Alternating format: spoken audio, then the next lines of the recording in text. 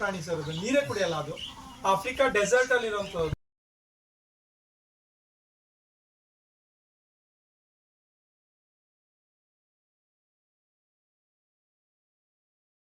Hi hello ಎಲ್ಲರಿಗೂ ನಮಸ್ಕಾರ. ನಾನು Chaitra. Welcome to my channel. ಇಲ್ಲಿ ಬೋರ್ಡ್ ಕಾಣಿಸ್ತಾ ಇದೆಯಲ್ವಾ, ಇದು ಅಮೇಝಿಂಗ್ ಪೆಟ್ ಪ್ಲಾನೆಟ್ ಸಿರ್ಸಿ ಅನ್ನೋ ಒಂದು ಪ್ಲೇಸು. ಹೆಸರನ್ನು ಕೇಳಿದ ತಕ್ಷಣವೇ ನಿಮಗೆ ಇದು ಯಾವ ಪ್ಲೇಸ್ ಅನ್ನೋದು ಗೊತ್ತಾಯಿತು ಅಂತ ಅನ್ಕೋತೀನಿ. ಇಲ್ಲಿ ಪ್ರಾಣಿ ಪಕ್ಷಿಗಳು ಮತ್ತು ರೆಪ್ಟೈಲ್ಸ್ಗಳನ್ನು ಇಟ್ಟಿದ್ದಾರೆ. ಸೊ ಇವತ್ತಿನ ವಿಡಿಯೋದಲ್ಲಿ ನಾವೇನು ಮಾಡಿದ್ವಿ ಇಲ್ಲಿ ಅನ್ನೋದನ್ನು ನೀವು ನೋಡ್ಬೋದು. ಇಲ್ಲಿ ಕುತ್ಕೊಳ್ಳೋಕ್ಕೆ ಒಳ್ಳೆ ವ್ಯವಸ್ಥೆ ಕೂಡ ಇದೆ. ಅದರ ಜೊತೆ ಚಿಕ್ಕ ಮಕ್ಕಳಿಗೆ ಆಡೋಕ್ಕೆ ಕೂಡ ಇಕ್ವಿಪ್ಮೆಂಟ್ಸ್ಗಳನ್ನು ಇಟ್ಟಿದ್ದಾರೆ.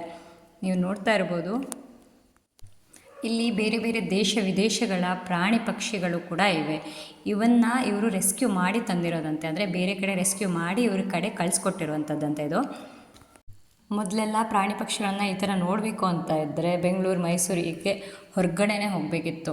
ಇವಾಗ ಆ ಥರ ಏನಿಲ್ಲ. ಸಿರ್ಸಿಯಲ್ಲೇ ಆಗಿರೋದ್ರಿಂದ ಸಿರ್ಸಿಯ ಸುತ್ತಮುತ್ತಲಿನ ಜನ ಆರಾಮಾಗಿ ಬಂದು ಟೈಮ್ ಪಾಸ್ ಮಾಡಿ ಹೋಗ್ಬೋದು. ಪ್ರೈಸ್ ಕೂಡ ರೀಸನೇಬಲ್ ಇದೆ. 1 ಪರ್ಸನ್ಗೆ 50 ರೂಪಾಯಿ ಮಾತ್ರ ಎಂಟ್ರಿ ಫೀ. ಆರಾಮಾಗಿ ಎಷ್ಟೊತ್ತು ಬೇಕೋ ಅಷ್ಟೊತ್ತು ಇಲ್ಲಿ ಸ್ಟೇ ಮಾಡ್ಬೋದು.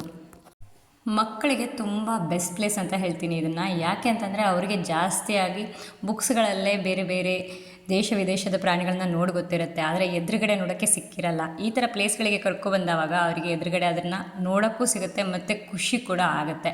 ಅದ್ರ ಜೊತೆ ಈ ಪ್ಲೇಸಿನ ಸ್ಪೆಷಾಲಿಟಿ ಅಂತಂದರೆ ಅವರು ನಮ್ಮ ಕೈಗಳಿಗೆ ಕೊಡ್ತಾರೆ ಹಿಡ್ಕೊಳ್ಳೋಕ್ಕೆ. ಅಂದರೆ ರೆಪ್ಟೈಲ್ಸ್ ಇರ್ಬೋದು, ಮುಲಗಳಿರ್ಬೋದು, ಇದನ್ನೆಲ್ಲ ಕೈಗೆ ಹಿಡ್ಕೊಳ್ಳೋಕ್ಕೂ ಕೂಡ ಕೊಡ್ತಾರೆ. ಇದರಿಂದ ಆ ಪ್ರಾಣಿಗಳಿಗೆ ಏನು ಹಾನಿ ಆಗಲ್ಲ, ಆ ಥರನೇ ಕೊಡ್ತಾರೆ. ಎಷ್ಟು ಕ್ಯೂಟ್ ಆಗಿರುವಂಥ ಪುಟ್ಟ ಪುಟ್ಟ ನಾಯಿ ಮರಿಗಳು ಕೂಡ ಇಲ್ಲಿವೆ. ಇಲ್ಲಿ ಇರುವಂತಹ ಪ್ರಾಣಿಗಳು ಅಷ್ಟು ಪ್ರಾಣಿಗಳನ್ನು ರೆಸ್ಕ್ಯೂ ಮಾಡಿ ತಂದಿರೋದು. ಒಂದು ಪ್ರಾಣಿಗೆ ಹೆಲ್ತ್ ಸರಿ ಇರಲ್ಲ, ಇನ್ನೊಂದು ಪ್ರಾಣಿಗೆ ಸೈಕಾಲಜಿಕಲ್ ಪ್ರಾಬ್ಲಮ್ ಇರುತ್ತೆ. ಈ ಥರ ಡಿಫ್ರೆಂಟ್ ಆಗಿರುವಂತಹ ಪ್ರಾಬ್ಲಮ್ಸಿಂದ ಬಂದಂಥ ಪ್ರಾಣಿಗಳು. ಇಲ್ಲೊಂದು ಒಂಟೆ ಕೂಡ ನೋಡ್ಬೋದು. ಇದೆಲ್ಲ ಇಲ್ಲಿ ಬರಬೇಕಿದ್ರೆ ಇದ್ರದ್ದು ಹೆಲ್ತ್ ಇಶ್ಯೂ ಇತ್ತಂತೆ. ಬಟ್ ಇಲ್ಲಿ ಬಂದ ಮೇಲೆ ಅದರ ಸುಧಾರಣೆ ಕೂಡ ಆಗಿದೆ, ಹೆಲ್ತಿನ ಸುಧಾರಣೆ ಕೂಡ ಆಗಿದೆ ಅಂತ ಹೇಳ್ತಾ ಇದ್ದಾರೆ ಅವರು. ಸೊ ಇಲ್ಲಿ ನೋಡಿ, ಬೇರೆ ಬೇರೆ ಥರ, ಅಂದರೆ ನಮ್ಮ ಕಡೆ ನಾರ್ಮಲಾಗಿ ಸಿಗದೇ ಇರುವಂತಹ ಪ್ರಾಣಿಗಳನ್ನು ನಾವು ಇಲ್ಲಿ ನೋಡ್ಬೋದು. ಎಷ್ಟೆಷ್ಟೋ ಪ್ರಾಣಿಗಳ ಹೆಸರು ಕೂಡ ಗೊತ್ತಿರಲ್ಲ ನಮಗೆ, ಅಷ್ಟನ್ನು ನಾವಿಲ್ಲಿ ನೋಡ್ಬೋದು. ಮತ್ತು ಇಲ್ಲಿ ಇರುವಂತಹ ಪ್ರಾಣಿಗಳು ಅಷ್ಟು ಸಾಕು ಪ್ರಾಣಿಗಳಷ್ಟೇ, ಯಾವುದೇ ಕಾಡಿನಲ್ಲಿರುವಂತಹ ಪ್ರಾಣಿಗಳು ಇಲ್ಲಿಲ್ಲ.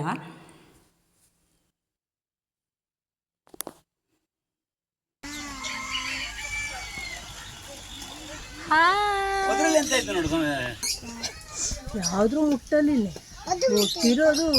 ಹೀಗೆ ಒಂದಾದ್ಮೇಲೆ ಒಂದು ಪ್ರಾಣಿ ಪಕ್ಷಿಗಳನ್ನು ನಾವು ನೋಡ್ತಾ ಬಂದ್ವಿ. ತೇಜಸ್ ಕೂಡ ತುಂಬಾ ಎಂಜಾಯ್ ಮಾಡ್ದ.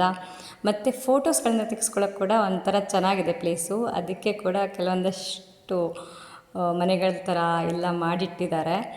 ಮತ್ತು ಇದ್ರ ಬಗ್ಗೆ ಸ್ವಲ್ಪ ಜಾಸ್ತಿ ಇಲ್ಲಿರುವವರೇ ಒಂದು ಎಕ್ಸ್ಪ್ಲೇನ್ ಮಾಡ್ತಾರೆ. ಸೊ ನೋಡ್ಕೊಬರೋಣ ಬನ್ನಿ. ಇದು ಕಣ್ಣಿಲ್ಲ ಅದಕ್ಕೆ. ಸೊ ಸಣ್ಣ ಮರಿನ ತಂದ್ಕೊಟ್ಟಿದ್ರು, ಅದನ್ನ ಇವಾಗ ನಾವು ಫೀಡ್ ಎಲ್ಲ ಮಾಡಿ ಅದಕ್ಕೆ ದೊಡ್ಡ ಮಾಡಿದ್ದೇವೆ. ಇದು ಕಣ್ ಕಾಣಲ್ಲ, ಬಟ್ ಊಟ ಎಲ್ಲ ಮಾಡುತ್ತೆ. ಇದು ಕೇರಳ ಮತ್ತು ಡೆಲ್ಲಿಯಿಂದೆಲ್ಲ ಬಂದಿರೋಂಥ, ಆರಾಮಿಲ್ಲದೆ ಬಂದಿರೋಂಥ ಪಾರಿವಾಳಗಳು ಈಗೆಲ್ಲ ರೆಡಿ ಆಗಿದ್ದಾರೆ ಇವಾಗ. ಅದ್ರಲ್ಲಿ 4 ನಮೂನಿ ವೆರೈಟಿ ನೀವು ನೋಡ್ಬೋದು. ಅಲ್ಲಿ ಕ್ಲೈಮೇಟಿಗೆ ಸೂಟ್ ಆಗುತ್ತಾ? ಇಡೀ ವರ್ಲ್ಡ್ ವೈಡ್ ಅಲ್ಲಿರುವಂಥ ಕ್ಲೈಮೇಟಲ್ಲಿರುವಂಥ ಆ್ಯನಿಮಲ್ಸ್ ಎಲ್ಲ ಇಲ್ಲಿದೆ ಸರ್. ಎಲ್ಲದಕ್ಕೂ ನಾವು ರಿಸರ್ಚ್ ಮಾಡ್ತಾ ಇದ್ದೇವೆ. ಹಿಮದಲ್ಲಿರೋಂಥವ್ರು ಇದ್ದಾರೆ, ಆಮೇಲೆ ಹೀಟಲ್ಲಿರೋಂಥವ್ರು ಇದ್ದಾರೆ. ಎಲ್ಲನೂ ಇಲ್ಲಿ ರೆಡಿ ಮಾಡ್ಬೋದು ನಾವು.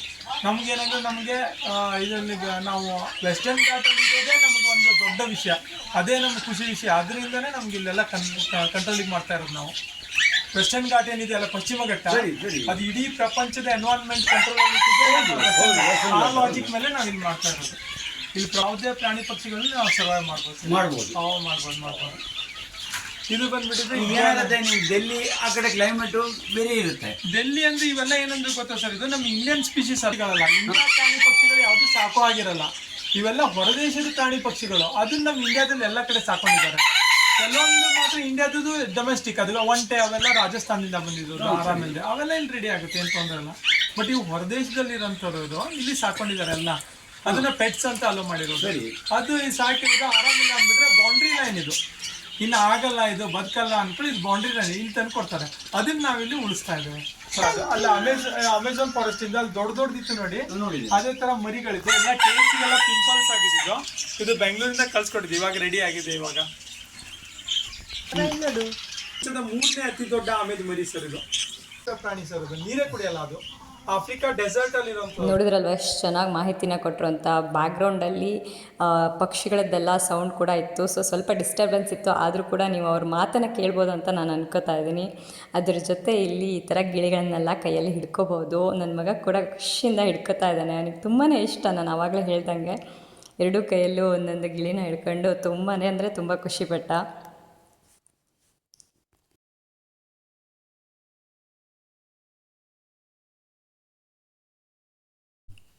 ನಮ್ಮಮ್ಮ ಕೂಡ ತುಂಬ ಅಂದರೆ ತುಂಬಾ ಖುಷಿಯಿಂದ ಈ ಥರ ಬರ್ಡ್ಸ್ಗಳನ್ನೆಲ್ಲ ಕೈಯಲ್ಲಿ ಹಿಡ್ಕೋತಾ ಇದ್ದಾರೆ. ಅವ್ರು ಕೂಡ ತುಂಬಾ ಖುಷಿ ಪಟ್ಟಿದ್ದಾರೆ.